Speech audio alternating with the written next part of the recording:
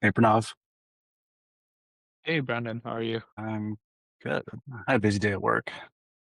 What you guys? Just waking up. I'm based out of Singapore right now. Nice early morning though. Exactly. So I'm going to be camera off if you don't mind. But yeah, no worries. Nancy, good to see you again. Hey, Jared. What's up, Brandon? Hi. I feel like I'm just exhausted from all this stuff that's like coming out this week. I can't keep up. I'm gonna have to just try and bookmark a few hours tomorrow just to try get up to speed. It's wild though. I haven't even looked at any of the Microsoft build stuff. I The Google watched a I/O. really neat. Yeah. I'm gonna send you a. I watched a 14-minute just like highlight reel of the Microsoft build announcement. It's just snippets of Satya's keynote. Send it to you. Okay, cool. Yeah, I love that. No way. But even just within that 14 minutes, he announces like 30 different things. It's just insane. I only saw the MCP like Windows rod. That Yes. alone is just crazy. Native support for MCP within Windows, which is ridiculous. They've also added Grok. It's now accessible within the Azure stack. They've open sourced Copilot. Is it Copilot? Yes. And they've I open mean, sourced yeah, like the VS Microsoft Code. Open. Yeah, probably wait till maybe like 35 to get started to let people trickle in. Hey, Brandon, Jared, one quick question, and I'm not very technical, so just wanted to understand, like when you said like Microsoft opening MCP in the native Windows app, like why that is a big deal. If you could just help me understand that. Do you want to go, Jared? Yeah, I think you can answer it much better than I can. I mean, so like I'm also like the quasi technical. So I mean, the simple part of it is like it exposes a very standardized interface for agents to interact with Windows itself. So you can have an agent effectively Yeah. do anything on your computer. Okay, got it. Like like Gemini could control Mhm. your computer. Okay, yeah, that makes sense. Mm. Mm. Or if you need to, let's just say, invoke a specific tool that an agent would fulfill. So let's say Mhm. you've got a deep research tool that is built by any LLM developer or AI developer, and they expose that tool on the MCP network.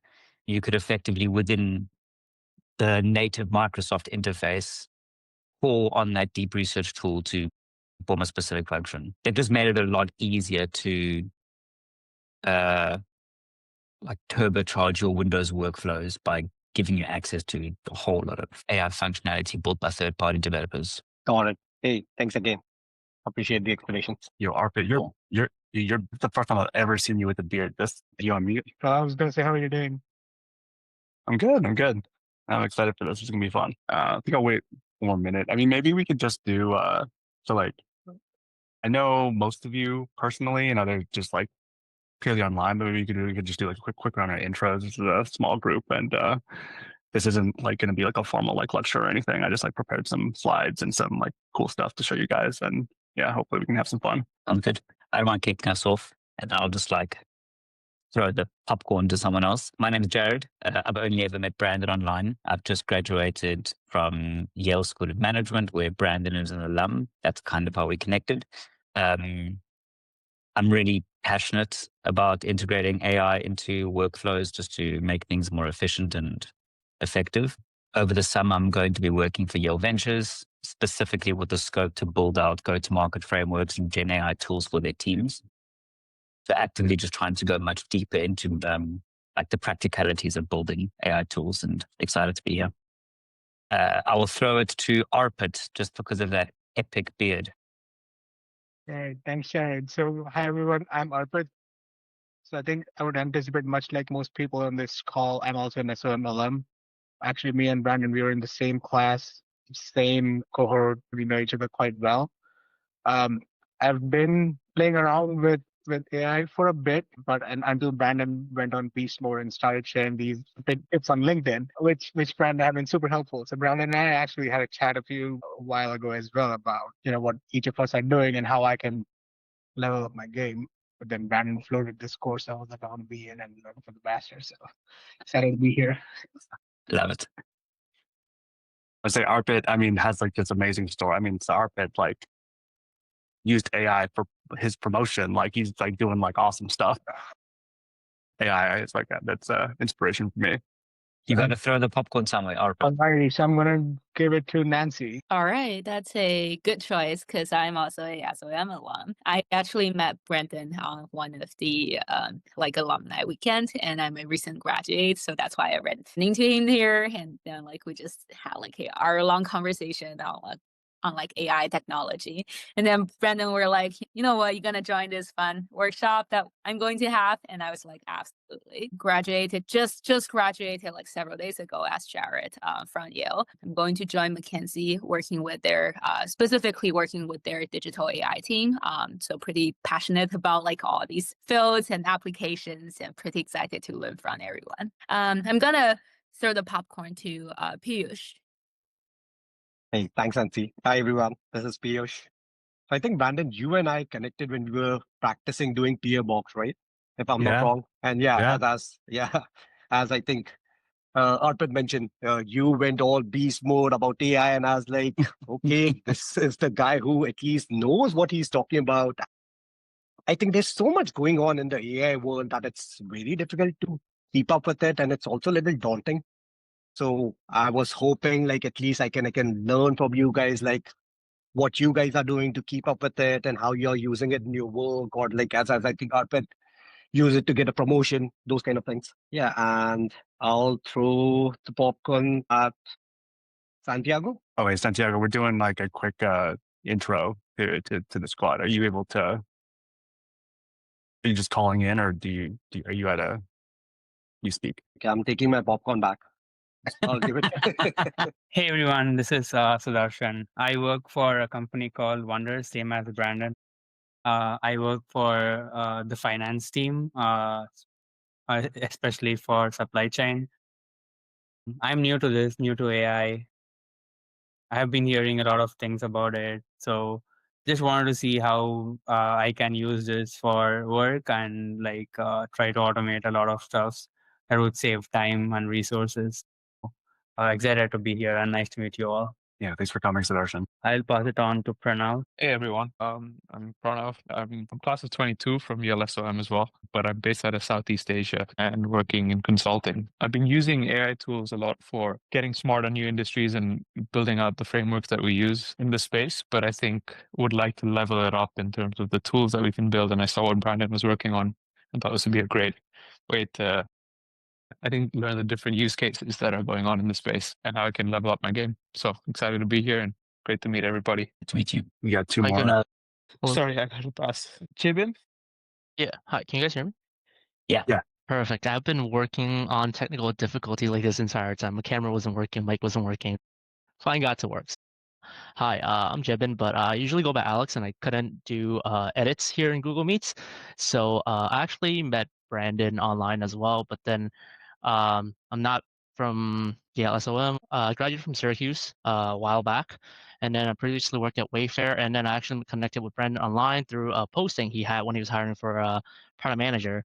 And Santiago was saying that we're having issues with audio. I don't think so. Just so you could see. But yeah, that's kind of pretty much what it is. And then currently been using AI a lot more in my job search.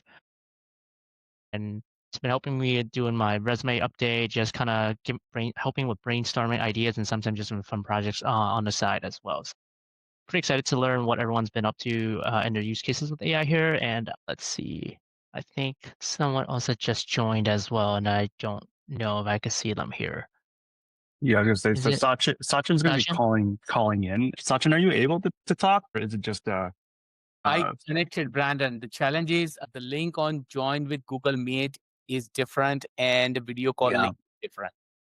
So when Yeah. I connected using meeting link, it connected, but nobody was there, it looks like. Okay, yeah. So like unfortunately, I sent you guys the invite from my Yale email, but like my paid account, otherwise we'd be cut off. Yeah, let me see if I can. So there could be others also who must be waiting like me. So Maybe hop into other call and just reel them in here. Hold on, let me. No one's there. Sachin, did you? So there's a link in the description itself. Yep. Did you try that? yes, I connected using the Oh, there you description. go. Yeah, so do you want to do a quick intro and then we'll Oh, get yeah, started, sure. I guess. So I'm working with a company called Sybase, and we are a service-based company. And Brandon and I are working because he's working with my customer. So he's actually my customer that way. And we are working together on multiple initiatives in AI. So just wanted to understand that what are the new ideas he has, because I'll be very honest, every person is learning something new. And if everybody starts sharing, we can learn faster from others. That is my interest of learning from Brandon. So that is what I'm here with. Awesome. All right, I'm gonna share my screen. So yeah, I'll give like a quick primer too. So yeah, I wouldn't say I'm an expert, but like I've definitely been diving into this like pretty deeply for the last like 6-7 months. Effectively, it's like I think in December there was like a bunch of stuff breaking at Wonder. So I'm a product manager at Wonder, and there was just like so many problems that I was not sure how we were going to fix. And at that time, I think I was delving into potentially implementing like ChatGPT for something. And Google had just released Gemini 2.0, which was like significantly cheaper and much more effective for like the cost than other models. And I just like kind of had like a light bulb moment where I was like, well, if they continue to go down this route, maybe AI can just solve all our problems. And it sort of just put me down this rabbit hole. And with the way that things are developing, I'm honestly like pretty bought into that idea still. And today's session I've titled From Chatting to Engineering with LLMs. And we're not going to be like coding or anything here, but just more of like a mindset shift that I think is quite helpful to like think about how to use these things better. And I'll get much more specific with examples, but we got another Charlie. Okay. So we've eaten into a bit of the 60 minutes, but if you're willing to go over, or I'll try to maybe be a bit like faster with like the timing, but in this session, I'm going to go over like a few like quick fixes, some like tricks, some like personal workflows I have that you guys might find interesting, and also just a general framework you can use to like think about how you either structure your prompts or your workflows so that like you can continue to get better like over time. And I'm probably going to try doing more of these because I'm also trying to like level up my game and figure stuff out. So if you guys have interest, like we can maybe make this like a monthly thing. So That sounds awesome. thank you. Thank you. So I think like the thing I've like noticed too in like speaking to folks, and especially after like digging into things, is that a lot of people like think about AI in the wrong way. And it's not really like your fault. I hear a lot of people talk about like hallucinations, or it's just like not really reliable. And I think a lot of that actually comes from the wrong mental model, where most of us, like, or not most of us, all of us have been trained to use Google for like over 20 years or 20. Actually, I don't even know when Google was compounded, but like about like 20 years or like 2 decades. The input output is just very different than ChatGPT. Like, can anybody even just, I'll like turn it to you guys. It's like when you go to search for something, how do you like know what to put in? I think if you have a baseline on what you want, you could engineer it to like put an input and ask the model what output you're expecting. Or take it from there. So the baseline still matters. You can still have to know something. Oh, Charlie, I mean more in like the Google sense. Like say like you're like using a search engine. Oh, gotcha. Thanks, Brandon. Then my apologies. I literally just got back and I'm excited for this. So thank you. Yeah, no, thanks for coming. Like, has anybody like seen their like grandparents or like parents like try to Google something and like you're like, what are you doing? Like, why are you typing what you're typing? Like, what do they do wrong? I actually think, like, as you're speaking about that now, I think ironically, the way that my grandparents would use Google would now actually be quite effective, because my experience is they just kind of use natural language and just ask a question. And Google was never really good at surfacing recommendations aligned with a natural question. But now with AI mode, it's actually really good. But yeah, I don't know how would you typically search with Google, Brandon? Yeah, I was like thinking about this a bit, and I've seen people, use ChatGPT in a way that just doesn't really like make a ton of sense, or like how you're supposed to use it. And I think a lot of it comes from like we've sort of been trained for so long to go off of keywords, and like you're not really like searching for context. You're searching by like what words would I want to find in the thing that I need to get to. where you're actually punished if you like type something out. It's going to say like there's no search results for like that paragraph that you typed in. So you switch to ChatGPT and it works in the same way. Like you're able to get like, an output, but it's very different. But I think that even like the chatbot style like user interface actually also puts people in the wrong way. Kind of gets you thinking about this like machine in a way that's like not really conducive to getting like good outputs. And like here's just an example of me even just asking like, hey, like are you actually on the other side talking to me? Like people like think of like ChatGPT like it's actually like a person on the other side, or there's like a literal like agent, just texting you back. But really, ChatGPT is just like a statistical model, and like there's an input and an output. And even like within like the conversations, I think people don't like recognize that. Yeah, like a conversation is effectively just like an entire long string of messages, and then one more generation, which is like the reply. I'll just pause here. It's like, did anybody like not know this about ChatGPT? Is this like new to anybody? So I think this is like very like critical. I'm not going to be like going into too much more detail on this, but this is sort of like the framing of like the rest of this content. Effectively, it's like whatever words you put into ChatGPT, a lot of math happens to then calculate like what's like the right words to come out of this. And you're not really like talking to ChatGPT. Like if you want to get like better outputs and better workflows, thinking like what input needs to go in to then get the output that I want is, I think, a much more like productive way of like framing your conversations. Has anybody else like sort of, does anybody else like think like this already, or like started to like think like this? I have. Like if you know the output that you want and expect it, it'll give you a better solid answer in some simple questions. I've done this because I'll give you an example. Like I went into the cloud, for instance, and I knew zero knowledge of it. But at the end of like several months, I started knowing a lot after just asking it certain questions of like the why. If you're unsure of something and like what you're expecting, for instance. My experience is you have to refine your query all the time. There is no silver bullet for a single or a kind of a prompt that will give you the result.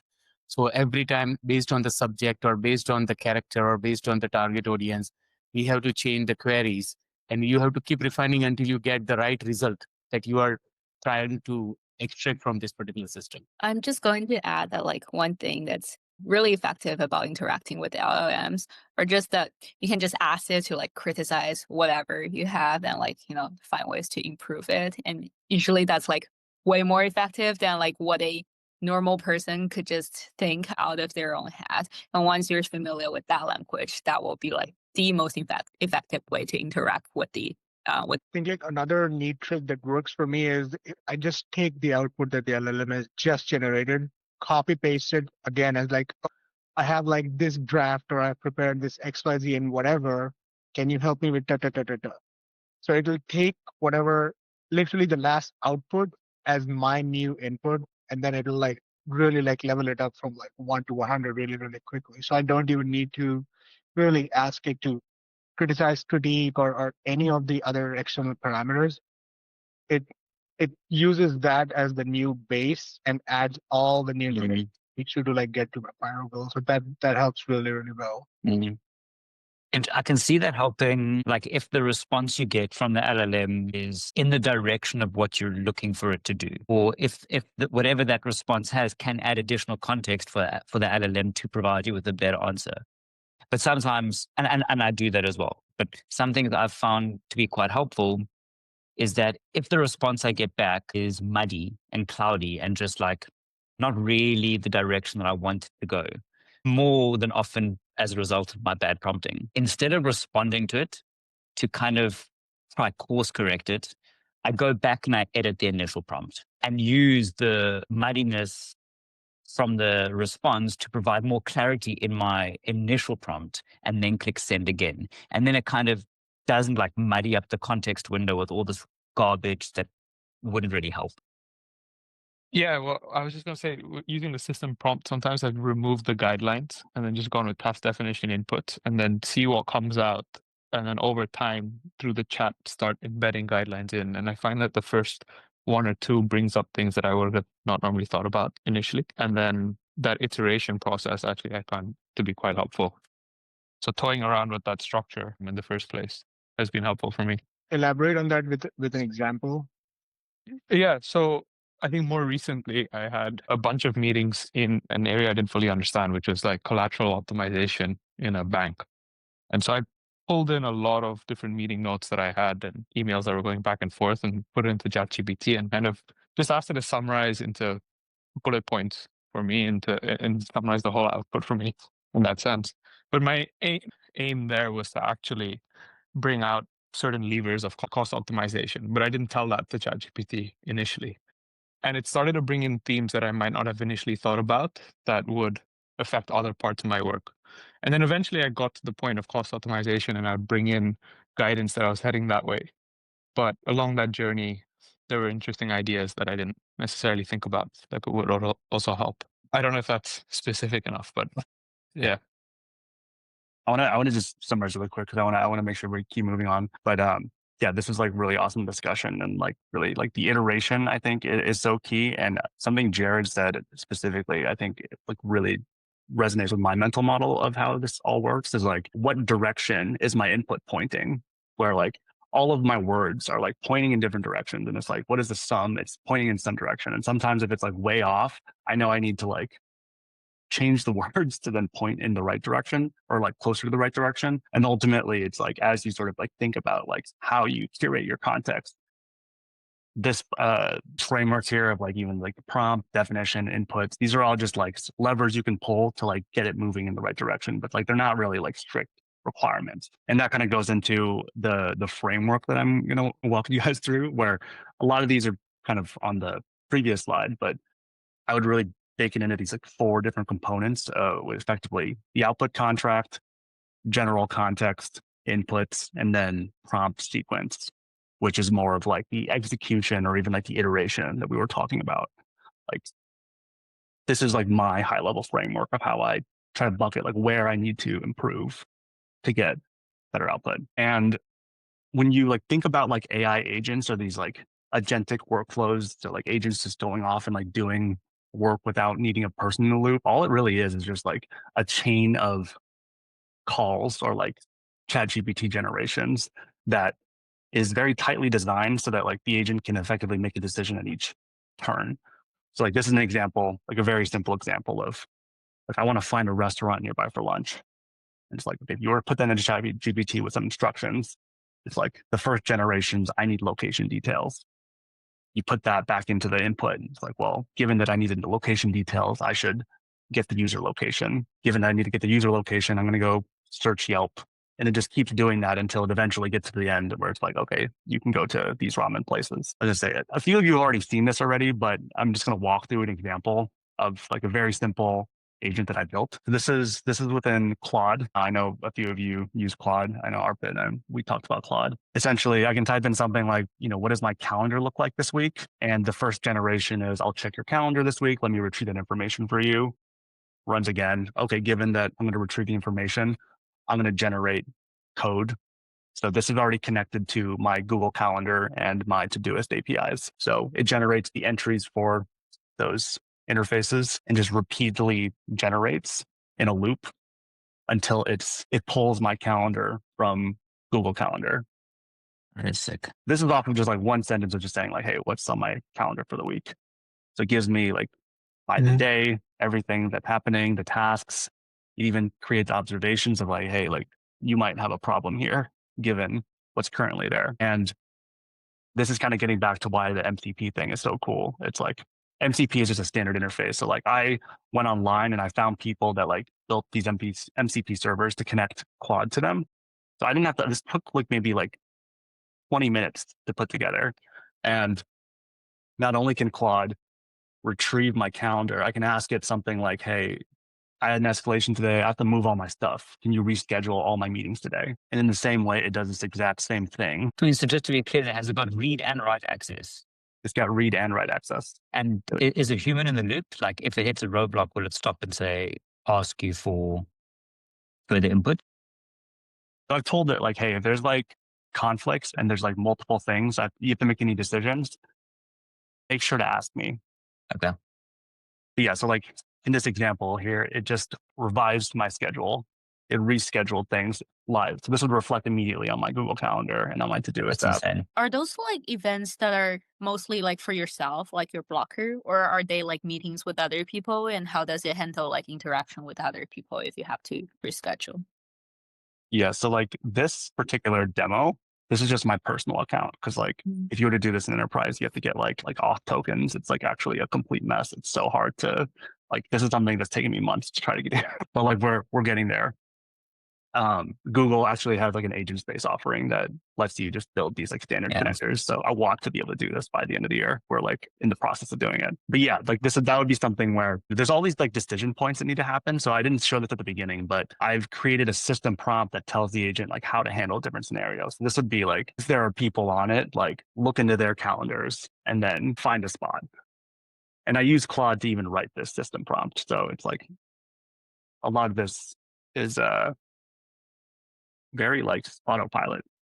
Why do you use Claude? Can other like models not do that? Or like is there any specific, like advantage of Claude? Yeah, so Claude, Anthropic, they designed the model context protocol, the MCP thing I keep saying, which is just a standard interface. So like they've really invested in making Claude like really good at this. So like Gemini, ChatGPT, they can also do it, but Claude Desktop lets you just connect it very easily. And ChatGPT and Gemini are both starting to support MCP, but it's not in the app yet. So like Claude Desktop is the only one you can really do without having to like code it yourself. That makes sense. Yeah. All right.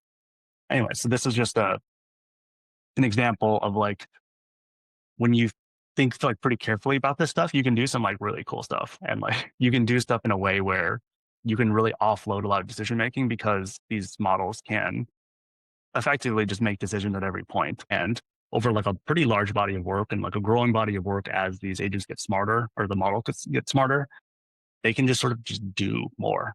And I think this is the part that like really resonated with me and why I've like been so like hell bent on like getting this in my workflows is that as the models themselves get better, all of your workflows that have models in them get better.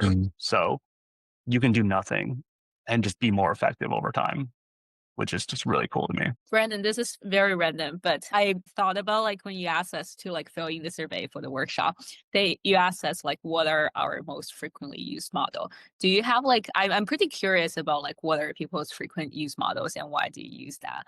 Like is there like a general observation on like the things people filled in? Yeah, so like, well, so it's funny. Thank everybody for using the form. Some of this was just to also help design some of this content to just see what you all put in. I have a section on that later, but okay, exciting. Yeah, I'm looking forward to that. I will just like pause here. I mean, does anybody have any like strong thoughts on like their favorite model? And then I personally, I've shuttled between all of the models, but then I eventually landed on ChatGPT for most of my tasks because it answers a high quality output across multiple different kinds of things that I need at my day-to-day life. Versus I've noticed that other models, they're good at certain things, but they don't have the same quality of output across a wide variety of tasks. So ChatGPT for me has been the best so far. Yeah, much the same for me. So, like my default day-to-day interface is ChatGPT, most commonly on the 4.0 model. If I need to do something that requires a bit more reasoning or critical thought, I'll chop and change between various OpenAI models and Gemini 2.5 Pro, just to kind of get 2.5 to critique what ChatGPT generated. And then for code within Cursor, almost always Sonnet 3.7. It just seems to, at least for me, operate the best. It's funny, I also said GPT for my answer. And the reason was I had like a lot of language processing work, like, writing stuffs. And I don't know if this is past dependency, but I built like enough GPTs that like supports my daily work and I'm very familiar with. And like, it's just whenever you change to other models, you have to like make sure you like set everything right. And that has been like more and more time consuming for me. And I'm generally pretty happy with the quality of GPT like 4.0. So I was pretty happy with that. I also like, for cursor, I think I use Claude more than, but I was like pretty willing to like explore different options. Yeah, I mean, honestly, like at a certain point now, or not at a certain point, like at this point in the development, like pretty much all the top 3 model providers, I guess like Grok would be, or AI would be for now. They're all just really good. And like, I think there's like small nuances in them. Like, I think Claude is like very highly tuned as an agent and just writes code that developers still just like really prefer, even as other models are technically like smarter. Like people just really like how Claude codes. I personally use ChatGPT 03 for like really dense problem solving things, but then most of my work happens in 2.5 Pro. If I'm on like a mobile, I will use 04 Mini High, and I can go into that a bit more in a bit. So I think let's actually move forward so we can get to that part. Okay, so I have prepared you guys like a little like exercise or more of like a scenario to like walk through how I think about how to use that framework on the previous screen. So like imagine this is a scenario. We're gonna role play. So you just got a new job, like maybe you just graduated and you're starting your new gig and you get this Slack message on your second day. Your boss is maybe they're out of office or something, and it's Jane. You don't know who Jane is, but she says that we need to address the spike in our monthly churn rate, and she needs a 5-phase plan. The CEO asked to see it as soon as possible, make it tight. What's going through your mind right now in this? What would you be thinking? I can answer that because scenarios like that got me my super expedited promotion, honestly. Anytime I see requests like that are out of the blue, intense, I mean, I immediately go to my ChatGPT partner. And at this point, that I feel like, given that it stores memory as well, right? Like ChatGPT remembers all of the past interfaces. It knows very well what I'm going through in my career phase. So I basically take this question, brainstorm it, develop an output with ChatGPT, and I'm able to do it like really, really quickly. When I say really quickly, I mean like when you compare it to what you would take without an AI agent, it would take a long time, especially given that in many times like the topics are brand new, right? So you in a big company, you have to like figure out the right stakeholders to like get the right knowledge and all of that stuff. Like the managers would expect that a task like this would happen in 2 or 3 weeks. Versus with an AI agent, you can do it in like literally in 20 to 30 minutes. And I've done multiple tasks like that. And then I kind of like chill around for a day or two just to make it not look right. But what it does is that it gives like a really high quality, and plus like I have a background from consulting before switching to industry, right? But so it helps me like phrase my answers in a structured manner. But when you take it in front of senior leadership, AI is able to structure it in a manner which I haven't seen from many, like even really high quality performers. So like Pranav was giving the example that, hey, he takes his notes and all of that context and stuff and dumps it, and AI cuts through the clutter, and then it just structures it in a manner which is really, really easy for senior management and executives to respond to and learn and sprinkle their feedback, so that you go from the 60 to 70% version that ChatGPT created to 100% version in a dramatically short time. That's my mental model. I see a request coming like this, and I'm like, man, great! Like another thing to get like a big win on the resume. Oh, dude, it's so good. Hold on, but yeah, wait. I'm gonna let's ask us to take a step. I'm gonna take a step back and let's imagine we don't have ChatGPT.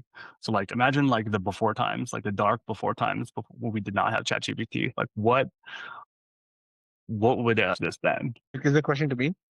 Yeah, let's just Yeah. If there was no ChatGPT, right? At that point, then I would try to first of all like break down the problem, right? Like, okay, what's asked of me? What's the deliverable? How would I get there? Like, what are the different phases for me to get there? What kind of benchmarking, baselining would I need to do to understand? Actually, let me take a step back. Start with 2 things, right? Where am I at right now? What do I know versus what do I do not know, right? And where do I need to get at? What's the final version? And then try to fill the gaps. Okay, what would it take for me to go from point A to point B, right? What kind of like results would I need to deliver? What kind of like knowledge would I need to accrue at different stages so that I could move from like step 1 to step 2 to step 3 to the final deliverable? So I would have to like think through all of those things and plot it out. The only difference is without ChatGPT, I would actually have to like execute all of those things myself. Like I would have to do the baselining, I would have to really define the end state. I would have to really define the stage gates and the phases, right? Yeah. And I would have to do the work to go from like phase 1 to phase 2 to phase 3. Versus if you combine different models together, for example, like 4.0 and O3, or like Perplexity, if you need like a special kind of like research, you're able to actually automate that and like blitz through all of these stages really, really, really quickly. And then all you're left with is like a finished product that you could respond to. Versus in real life, you'd have to figure out what are the resources, who are the people who would get me the answers, how would it create the outputs and all that. Yeah. So you just keep me up, Parpet. So yeah, it's like, I was going to say, like, there's all these questions you would ask. You would need to know. Like Arpit laid out like all these things you would actually need to know to like even answer this question. I mean, this is almost what it's like to be ChatGPT on the other side. It's like you don't know anything. You're fresh to this job. You don't know who Jane is. You don't know what your strategy is. You're just like onboarding. You need to know like maybe all of these answers to even begin to start to work on that output that like Jane is asking for. And like that's part of like where if you can like think from this like frame, it gets a lot easier to like figure out like what inputs you need to get into ChatGPT so that you get the outputs you want. And so like this is like getting back to this 4-part framework that I'm presenting you guys: outputs, context, inputs, prompt sequence. So it's like on the inputs, I think Arpit had said it's like, what do you need from this stakeholder to begin working on this? It's like one, like I would probably want to know like who Jane is. I'd want to know like, is this like an executive? Is this like another intern? Like who's asking me this? If you imagine, like, let's go role playing this scenario. It's like if you had, say, an onboarding buddy, and they like looked over your shoulder and they were like, "Oh, you need to get to this. How might this person help you with this task?" Who's the onboarding buddy in this situation, Brandon? Let's just say like you have an onboarding buddy, you were assigned an onboarding buddy, and they're available to like answer questions and stuff. I would feed this directly into ChatGPT and ask it, what do I need to know about this? And then I would ask my onboarding buddy what questions they could help me with based on what I learned from ChatGPT. And for the other ones, I would ask him or her to put me in touch with who I need to speak to get all the details and submit that plan. Yeah, like so like Santiago just effectively like your onboarding buddy, like the questions that they like Santiago just said, like you could get from ChatGPT, like somebody could provide you answers to these questions where like you don't have all of the context. Somebody who's been there for a while would be able to like answer like maybe some of the nuances of like the business, like maybe different like what groups you would need to talk to. Like that's some of the context you'd be able to get from the onboarding buddy in this scenario. Okay, I'm gonna just move past it. I think we like established what I was trying to get out of this example. I do want to get into this like prompt sequencing thing. Like in what order am I trying to do things to get to the final product? We talked a bit about like how like we can iterate, how we take the outputs of one thing, put it into like another prompt. So every time like you're running ChatGPT and like you're taking the outputs from one thing into another, you're like stacking different parts of context to get a certain output. And some of these parts are like maybe like repeatable or like modular, especially when you're working on like a problem area. So like I like to use these things like project prompts, and like Claude will even have like the ability to section off context to use within like multiple chats. So it's like shared across. Like ChatGPT has like the global memory, but you can like define that context to share across. And thinking in terms of like what things do I want to share across these can be quite helpful. Something that we had said earlier too, when you're working in a conversation and you're like multi-turn or you're replying, you're like continuing to go back and forth with ChatGPT, or you're taking the outputs of one thing to another, the outputs effectively become the inputs as well. Where like something like I'll do multiple times, a lot of the time is like, I will say, given what we talked about earlier, and we knew that that was not correct, what is like a different approach we could take? Where if I hadn't already gone down the wrong path, it would not be able to like direct it, but like I can use that like incorrect path to then find more of the correct path. Brandon, in this scenario though, if you're within the same chat window, what I found is that if I'm referencing like literally like the most recent output, like ChatGPT is good to respond to and either integrated or course correct.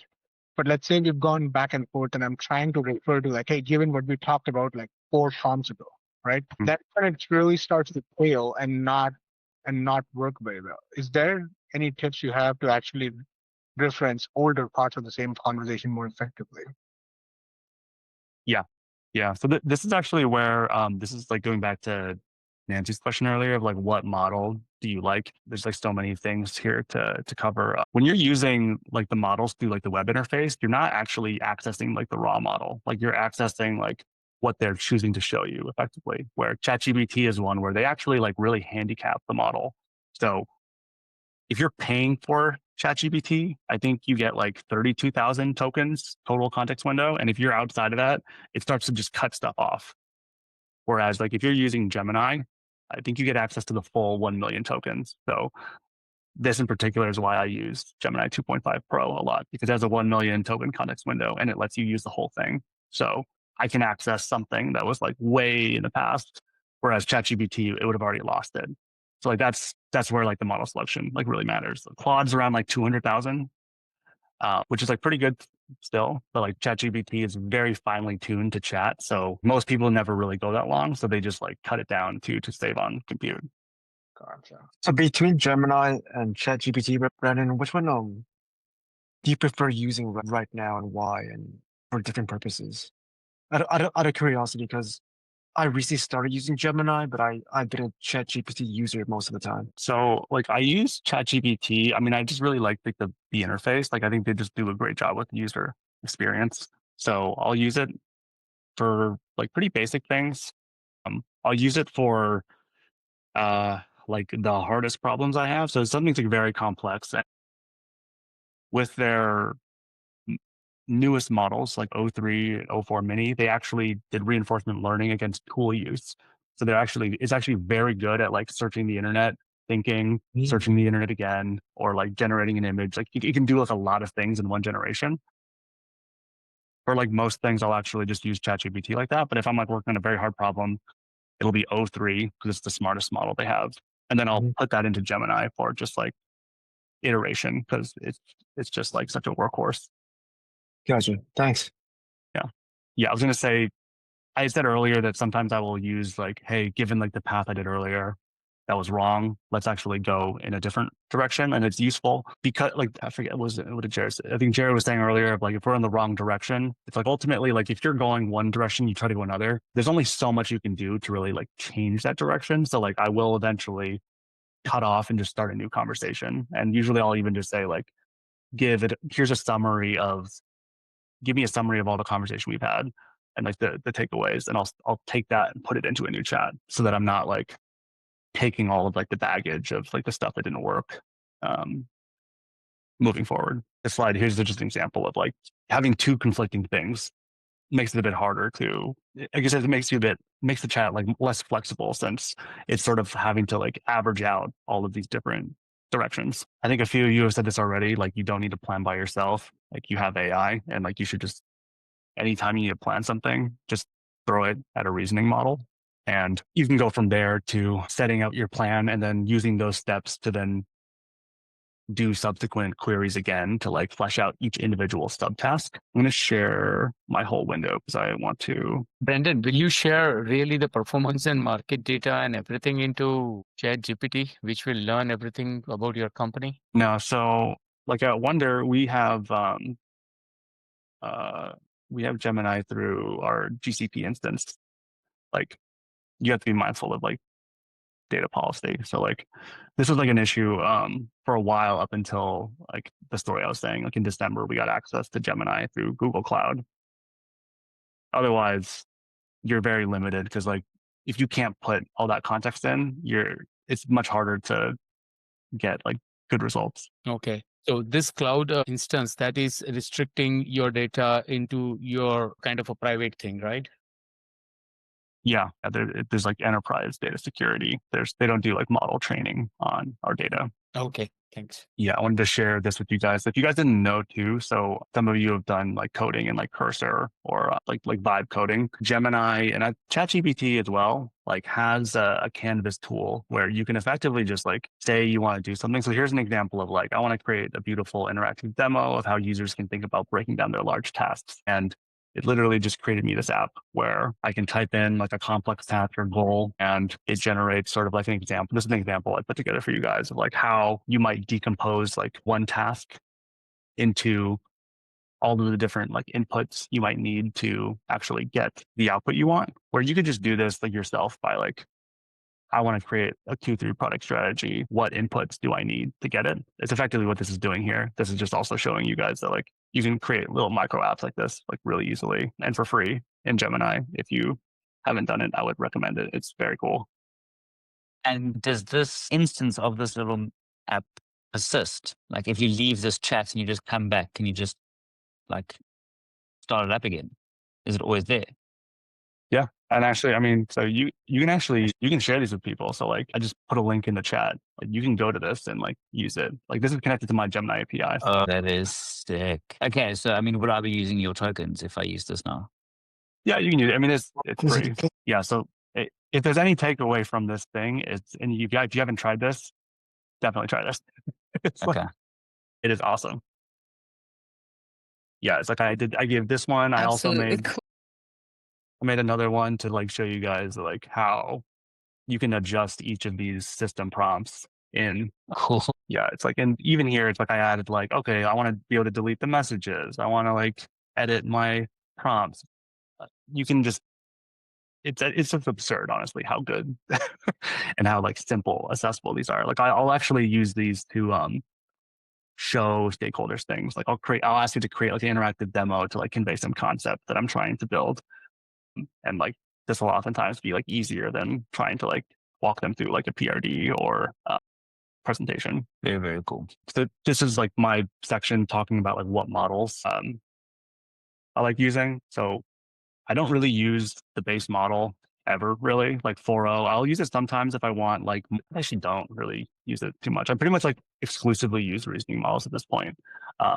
Unless if I want writing, I'll usually use Claude just because Claude is, there's just something about like the tone, honestly, it just feels like very human. But outside of that, it's like I typically stay on like the right end of this curve. Like I use O3 or Gemini 2.5 Pro, and 2.0, 2.5 Pro, the context window is so large. It's just like such an all-round like great model.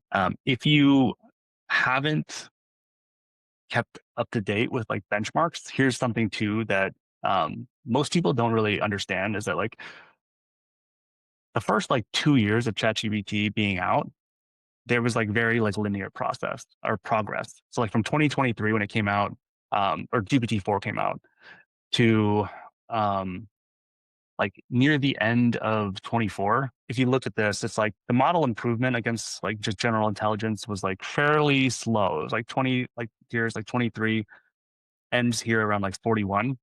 It was only until they started doing reinforcement learning on the chain of thought where like the performance just really shot up, where like looking at the difference here, it's like almost like, you know, like an 80% growth in like raw performance.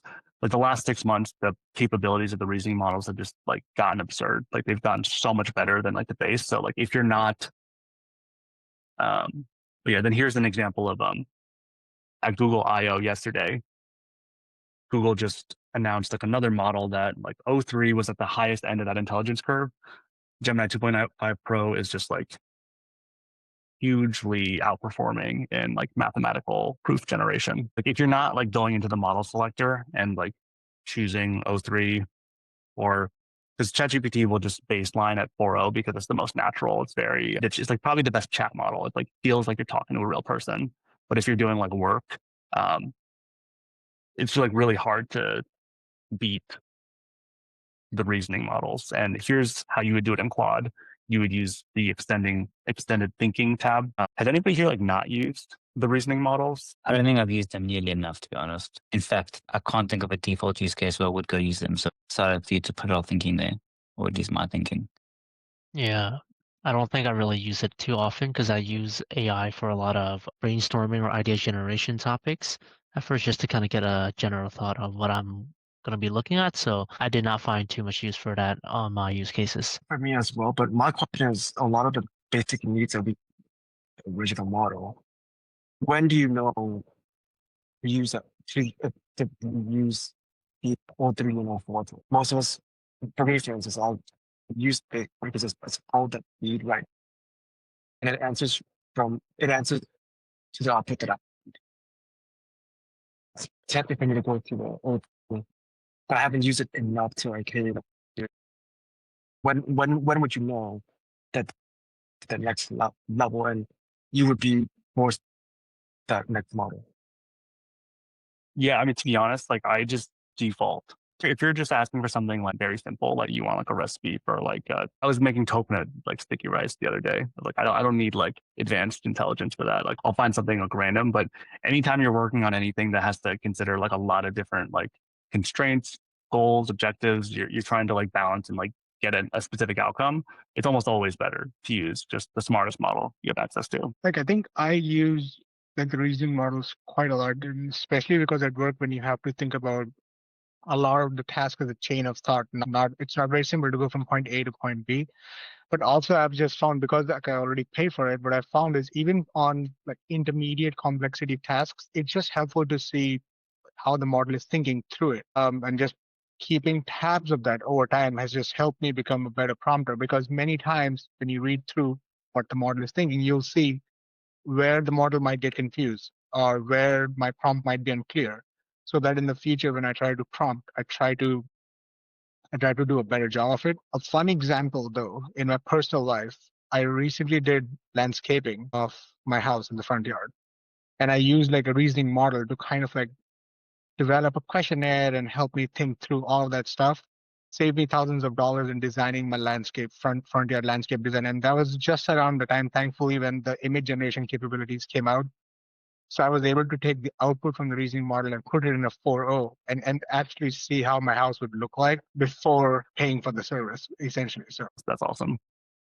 Yeah, if you have like like optimizing for saving money or like doing anything sufficiently complex, it's like especially if you tell the reasoning model that, hey, like don't give me your final output all at once. Try to like ask me questions in an iterative manner so that you take into account my response to the question as you develop your next question. So working with the reasoning model in that particular manner helps really, really well. Where it asks you like 10, 12, 15 questions, whatever it needs to truly understand the problem, and give you like a really, really tailored solution instead of like spitting out a framework which is not generic, but not as robust as it could be if you're really making it think like a person. Thanks. I just want to reiterate what Arthur is saying. It's like the more you're able, like the more context you're able to give and the more like questions that you need answered for it to consider, that's like really when you get the most benefit. Where if you just propose like a simple question that can be answered and you don't have to make a lot of decisions and like weigh out a lot of factors, you're not really going to see a benefit. You're probably going to get like overthinking output. It's going to be kind of like overkill for most things. Reasoning models. Thank you. Yeah. Okay, I know we're already like 5 over time, so like there's like some cool stuff I want to show you guys, but like, are you guys able to go a little bit over, or like how are we doing on time? I think it's great. Let's keep going. Yeah, I'm fine too. Yeah, Cool. I might have to drop at some point, but I'll be here for a little while. All right, cool. Awesome.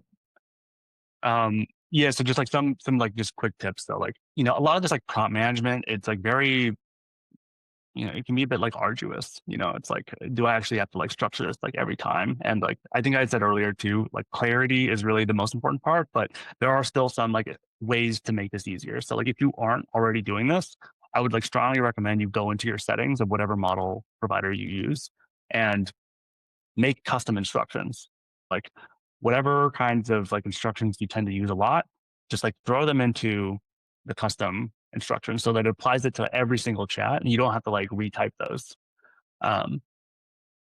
Even like ChatGPT memory is really just like it saves like chunks that it should remember and it just inserts it into every conversation. Like it's a very simple like implementation. This is I covered over some of the details of like my own personal memory, but these are just like some of the things that it'll just inject into every chat. And like that's all it really is. You could just do it yourself. It inserts it there for you. So it remembers details.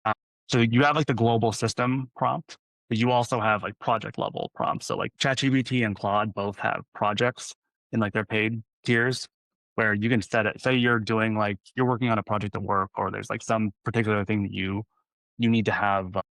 There's like persistent context that you would be inserting in. you just put it into the project here and you don't have to do it again. And you can have a level of specificity and clarity that doesn't require like constantly re-entering or re-explaining. This is a pro tip. So like I actually use Claude almost exclusively for the longest time because Claude has this copy to project feature. So like you can ask it to create an artifact where it'll generate a separate document, and you can go into this dropdown and copy to project, and it'll immediately add it to the project context in one click. So like I used to do this thing where I would call it like mining start context. I would have a conversation, I would like go back and forth, and I'd be like, okay, this is the takeaway that I want to continue. I'd click, add it to the project, and just start a new chat. And I'm almost just saving more and more things that are relevant to my solution until I have everything I need. Then I'm like, all right, just generate the doc I need. That was like my workflow for a while. Silly question, but what's the difference by setting up a project and then just keeping the chat open with the continuous context going on? So like we were saying earlier, so I guess there's only like two things. So like one, as a single conversation like gets longer and longer, that entire conversation is being fed into the model again to generate the next output. So as it gets longer, there's only a finite amount of attention that the model can have on any particular thing. So like as you get longer, the chance that it might forget stuff or not, honestly, just like make up random stuff increases. So you definitely like want to, like in Gemini, it's like it can do up to 1 million tokens, but realistically, like after about 120,000, it starts to fall off in performance. So you want to like, there's like a limit to how far you get into a conversation before you're better off just starting over. Fair point. Okay. Yeah. Thanks. But otherwise, there's not really much difference until you get to that end. And even so, like this example here, it's like this stuff just inserts. So I have this like technical writing practices. I have this project knowledge. When I start a new chat, it just adds that to the start of the conversation. So it's effectively starting a new conversation with just like snippets of things that I've said, I've indicated that I want to keep. Here's another point that Claude is the only provider that does this. And honestly, I don't know why others don't. Like Claude is apparently Anthropic is releasing like new models tomorrow is rumored. And I'm very excited because Claude also has this use styles feature where it's essentially like message level prompts. So like the system prompt and project prompt, it just throws it into the conversation. But this lets you on a per submission basis. Let's say I do, I need to prepare for a workshop. Each of these styles represents like a different set of instructions. So like normal versus concise. Concise is just like maybe give like a very brief reply, or like explanatory, like really explain your answer. I have this idea catalyst style where I just say like brainstorm very out of the box ideas that I wouldn't have considered given the rest of this conversation. Will help me spark new connections. I want you to really think of like weird stuff. And I might like switch between these prompts on like a per message basis to either like think very divergently, but then I also like have a prioritization style where it's like be really ruthless. Don't think of new stuff. Like really like be critical. Claude's the only one that does this. Has anyone actually used this? I haven't. Very cool though. I haven't. This is the first time I learned about this. But funny enough, I'm actually trying to do this with GPT. So I like do it in like very funded, like very very basic ways. Basically, I have those customized, like customized language about like basically style, like such as this. And then like I save that as shortcut in my keyboard shortcut. So Oh, when dude, that's when smart. I feel like a concise shortcut, it like generates me a like instructional paragraph about like how I want the paragraph to be. So like for every single interaction that I have with GPT, I usually will attach like something that I saved in the shortcut to like, on the style I prefer. And this is really funny to learn about this because this is basically exactly what I was doing, but like in a more automatic, user-friendly way. Nice. That is awesome. And I actually should really set up shortcuts that do the same thing. I do want to add an additional point here. So like, that is a great idea. one of the cool things about Claude's implementation here is that if you were to do that in like ChatGPT, for example, it's like you might have like I wrote about this concept of like a modifier where like say like those two ideas I have. One is like very divergent thinking out of the box. The other one's like ruthlessly cut out anything that's like not feasible. Like really think 80-20. Only recommend one or two things. If you have both of those in the conversation where like maybe you start with divergent, but then you want to converge, it's like those two are very conflicting. And like that's like probably going to like mess up the performance of the model because like you're asking to just do two very different things. One of the interesting parts of Claude's implementation of the styles is that it'll inject it into the generation, but it won't actually be in the conversation. So like the thing, Nancy, that you're like putting in with a shortcut, it's not going to be in the conversational log. So like it's going to have like minimal impact on like subsequent entries unless you actually want to like reselect it. So like that's something like Claude does like very, very well that I wish ChatGPT and Gemini would do, but they don't care. Nancy, how do you actually implement your shortcut method on ChatGPT? Actually, can you elaborate on that a bit? It's just like keyboard shortcut. Like if you like set some, like it's like paragraph replacement, I think, or like word replacement or something like that. So like how I actually do that is that like in like the system setting of like my laptop setting, right? I have, for example, one of my shortcuts, like all my shortcuts starts with V. For example, I have a shortcut that's called V concise, just because it's like, there's no like natural word that starts with V, so like it's less easy to like confuse that with other like actual words. And then like when I put like V concise, and then like it will automatically pop up a entire thing that I put up, such as please use language tone as this and this. I'll put this first and that first, etc. I mean, you can like literally work with your AI to like see what are some of the instructions that you will always use, and you don't want to type that out every time you use that, right? So I have like a set of instructions, like shortcuts like this. I have something called V-summarize, something that's like I'm really hoping the language style to be when I summarize things. I have like a bunch of things like that. And it's just basically summarize what you're doing like most frequently with AI every day, and like think about like, I guess it's a kind of dumb way to do things, but you essentially then taught your ChatGPT that, hey, if I type like we summarize, then essentially then summarize everything. So no, it's keyboard replacement. I don't know if you like did that. It's like, for example, if I type like in like my keyboard, it will automatically pop up a selection of whether I want to replace the word with a long sentence. Does that make any sense? It's like an autocorrect. Yeah, it's like an autocorrect thing. That's actually pretty cool. I've never heard of that before, but that's really neat. I also don't really know if that's like the most effective way to do it, because what I was doing is that I want to minimize typing the same instruction like many times. So, but essentially, as Brandon said, I'm basically sending my instructions with my prompt going into my conversation. I think it's a great idea, and actually, I should really start doing it. Yeah, you also said something like kind of funny. Like this is actually so. You can just like literally talk to ChatGPT, right? And just like ask what you want it to do, and then it'll just generate the prompt. So like this is like the example of like what my prompt is right now. And like I'll like tweak it from time to time. I've highlighted some things that I think are probably like the most impactful on my particular style, where like a lot of times when I'm using these models, I'm like working on like product specs, and I'm trying to root out edge cases. Using like very clear reasoning, eliminate blind spots, obvious options. Like these things I find to be super helpful. This is like a very specific to the model implementation, but use maximal tokens. Do not be concise. GPT is like very tuned to just chat.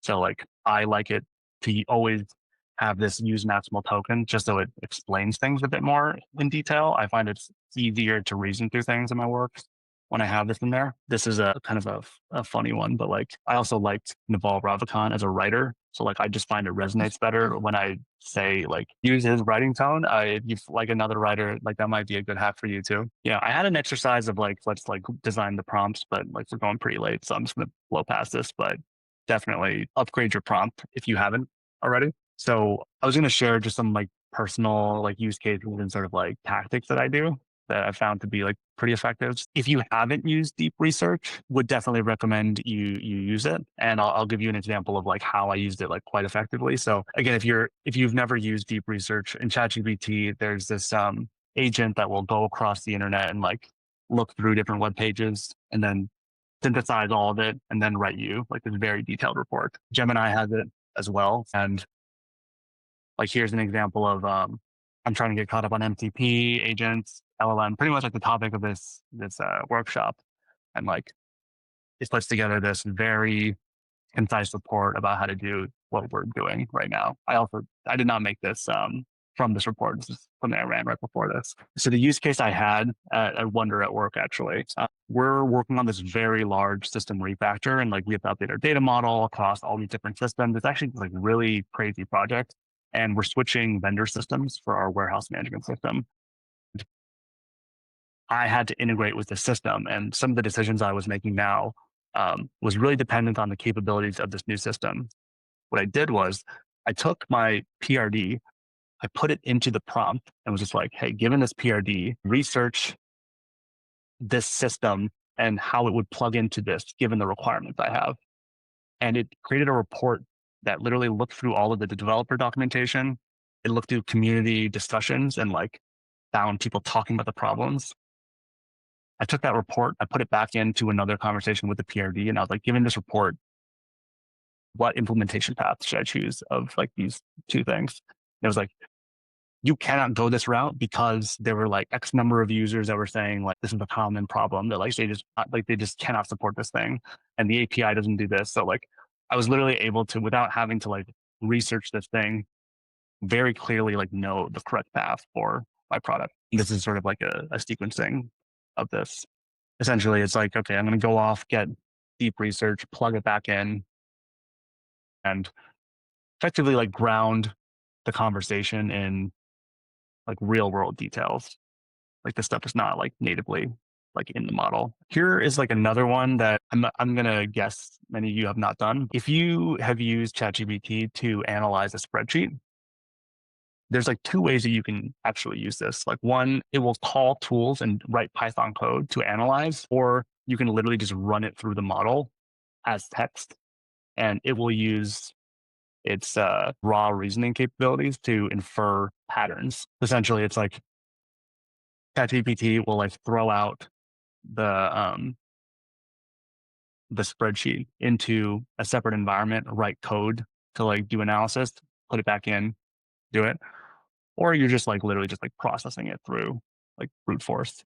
One of the cool things you can do, like Gemini 2.5 Pro has like a 1 million token context window. So you can like literally just like throw in like hundreds of rows of data, like almost like an entire database essentially. And it can infer statistical connections across all this data in ways that can't be done through like traditional like code analysis. I'm going to share in the chat a sample. I'm going to show a demonstration of like how this actually like plays out. So I have this data, this like synthetic data set of like DoorDash like order failures. This is I'm using a reasoning model. Has anybody used ChatGPT to analyze a spreadsheet? I mean, I did. It's but it's not like very complicated work, and I think it does pretty good. I just don't really know how it handles like really complicated data. Yeah, it doesn't really do like very complex stuff. Like it'll do very basic analyses and like mean, these are the percentages, like it'll surface those type of insights. Do you have a comment? I did a survey analysis on ChatGPT. It wasn't necessarily like a quant survey, but it was a decently big survey, like 100 respondents, 6 or 7 questions. So like 700 inputs essentially. People had inputted despite giving people like clear directive of like what format to put your answers in. People are people, like they put their answers in whatever format they want to. ChatGPT did a phenomenal job of actually like reading that survey, giving me the insights, connecting, like extracting notable quotes and all of that stuff. Again, examples of one of that work that if I were to do it manually by myself would have taken me multiple hours versus like ChatGPT took 10 minutes. Not even that, to be honest. Was that using O3 as a reasoning model, or? Yes. But in that particular case, though, I flipped both models, like O3 and 4.0, just to check there was not a lot of difference. But again, right, like it wasn't a quantitative survey. Like people had actually input qualitative responses in plain English language. So I don't know if that made a difference. But both models had pretty similar answers. It's just that O3 was that extra 10% better. Yeah. Here, I'm not surprised that they were kind of the same. So like here I'm using 2.5 Pro, where like if you look into the chain of thought, it's actually saying like I've begun loading the CSV data into a pandas data frame. So already this is like doing the thing that is using Python to do the analysis. So I'm actually going to stop this generation. And I'm going to say, do not use Python, just analyze it. So like when it's using Python, it can only do analysis in ways in which you could like write code to do the analysis, which is like a very like structured way of doing that. Because these LLMs can just like, they can infer hidden patterns within the data. If you just have it process this without Python, you can actually get some like really, really cool insights. I don't know if this is just like not. I'm gonna run another generation here. Yeah, also too, if you are not like familiar with Gemini, you can go to aistudio.google.com and you can effectively use their state-of-the-art models for free. You get like an allotment of Gemini for free through like the consumer app, but you can directly use the models as well here. Are like AI Studio and Gemini same thing with two different interfaces, or is there more to AI Studio? So AI Studio is like the developer like testing portal. So this is like where you would go to like test the raw model. Actually, to be honest, like the consumer app has like its own system prompt that like guides and sort of just filters the output. So you actually get like a better experience if you go here. It's just not as like fine-tuned to a customer experience. But I can do the same tasks that I would in a typical in the typical Gemini interface. Yeah, you can do exact same things. You won't have access to like tools, so you won't be able to do like a Python search or like analyze a spreadsheet by like you'll just get like raw text generation. Gotcha. Yeah, but so like even in this, so like this analysis gave very basic things of like, here are the total orders, successful deliveries. Can't hear it like, here are some insights that required a bit of cross-referencing, aren't immediately obvious, misattributed complaints for restaurant cancellations, like significant number of orders canceled due to restaurant failing, still resulting complaints, targets the courier's rudeness or delivery experience that couldn't have occurred if the order was picked up. You can get like some like very specific insights across a lot of different data points by doing this way. And this does risk some hallucination because it's not using like code to do it. But these models are so effective now, they're like within like a certain, it's like this was only 11,000 of the 1 million token context window.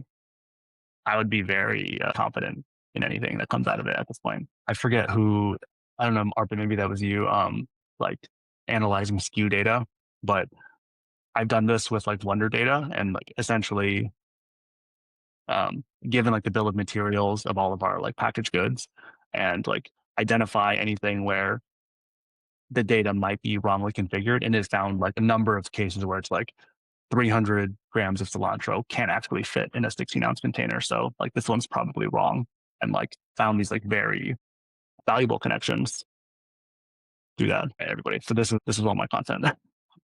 30 minutes over, but quick recap: inputs, context, output, contract, prompt sequence, use reasoning models, establish your prompts. That's that. And Charlie, go on. No, I think this is great. And I learn a lot more than just using it normally and what I usually do. And it's just more in depth. It's nice having the input of other models as well. So thanks. You guys, yeah, I'm just like, so is there anything you guys would like to, if I were to do this again, like what would you be interested in like going deeper on? I tried to cover a lot of things, and honestly, I had a really hard time putting this together.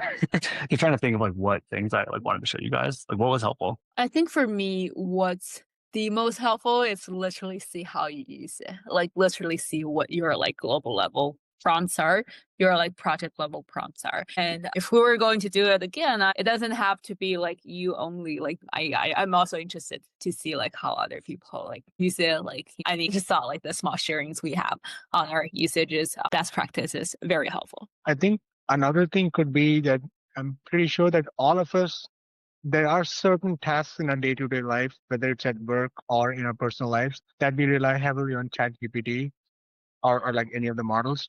What would be helpful is going around with the group and just listening to each other, like, hey, what do you specifically use the model for? Besides just like, cleaning up your emails and stuff, like, is there like a specific task where you get the value out of? Because that would probably be just a cool to learn how people are driving value and might also just give other people ideas of like, oh, I could do this as well. Yeah. I think Brandon, you shared a lot from your experience because it's really, really good. Expanding the, opening it up for everybody else would also be, people are doing different jobs in different industries, so they might have different use cases. I was actually wanting to set you guys up in breakout rooms, but like apparently Google Meet for some reason doesn't let you do that if you're not on like an enterprise. Absolutely, yeah. Next time. The other thing that I have on my mind is, because this is such an expansive space and it is moving at such a fast pace, like you've obviously like over the last 7 months, you've obviously like grown a lot in your experience and your use cases and stuff, right?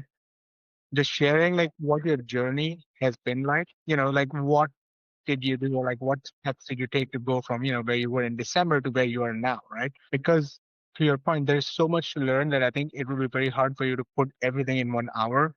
But people with like, hey, how did I shape my journey might give people, the tools to be like, okay, we could all try to follow a similar process like in our times to probably like upskill ourselves also quite fast. Because that's where I struggle the most is what I know. I just find it hard to like, okay, how do I grow? So I kind of like follow your LinkedIn post, but having having a cheat sheet of like, oh, these are the things that I did, or this is how I thought about it would be helpful. This is like the curve that like I took. Yeah, makes sense. I think Brandon, I have just one question. So, as you said, you have multiple tools and it's pro version that you have already purchased, right? The licenses. So, which are the best tool that we can purchase? That was one of the questions that I have. Because every month there is a new model coming up from the new tool, right? And new LLM, and keep up with that. Every time you invest your personal money into that, it's not a advisable thing. So, I mean, I'll say an easy thing to do is like aistudio.google.com gives you access to Google's latest one, models. So like that alone helps a bit where like if you go, so like honestly, the smartest thing to do probably is just to use this in addition to like a ChatGPT membership. Like that gets you the best of both worlds. And like right now too, like this week, probably like tomorrow, Anthropic is going to be releasing their newest model and like likely going to be the new state of the art. Next week, like OpenAI is supposedly launching O3 Pro, which I guess will only be on the pro level. So it'll probably like keep changing hands, but I think even if you just like within whatever provider you have, you just use the best one, like you're going to be okay. okay, thanks. Thank you. This is very helpful. Absolutely. I think like Brendan said earlier, I think it would be pretty cool. Us up into groups could have different, idea on it. But it's gonna be very difficult with only one hour. But I feel like I would do it again and Awesome. Yeah, Yeah. I'll let you guys know. I'll probably do this again because this was fun. Yeah, thank you so much for coming. This is great. thank Thank you for hosting. hosting, Brandon. Yeah. Thank you. Thank Mhm. Thank See you you. guys. Nice All right, meeting you, thanks. everyone else. Thanks. All right. Bye, everyone. you.